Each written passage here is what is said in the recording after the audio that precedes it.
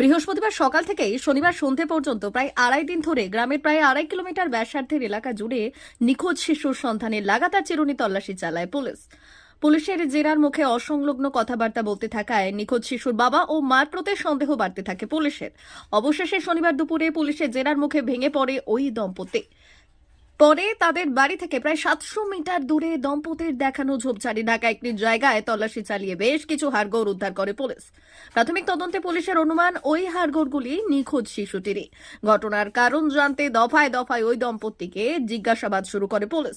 সূত্রে খবর, জেরায় পুলিশ জানতে পেরেছে স্ত্রী মুন্নি বাউরির বিবাহ বহির্ভূত সম্পর্ক রয়েছে দীর্ঘদিন ধরে।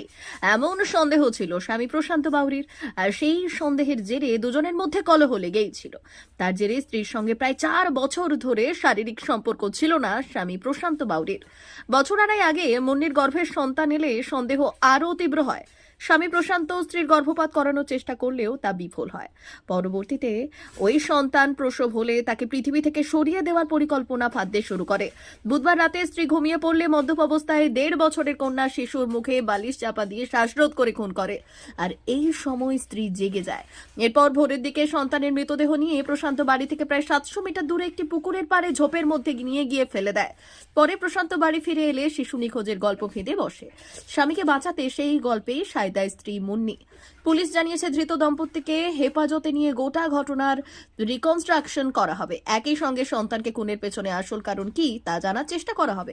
সন্তানকে খুনে যুক্ত থাকার অভিযোগ অস্বীকার করেছে। ঘটনার কথা জানা নেই বলে দাবি করেছেন ওই দম্পতির পরিজনেরা।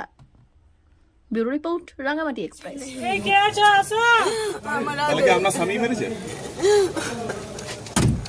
কে মারলো? কে মারলো? করলেন খুন কেন করলেন? আমি বলিনি, আমি ঘুমে গেছি।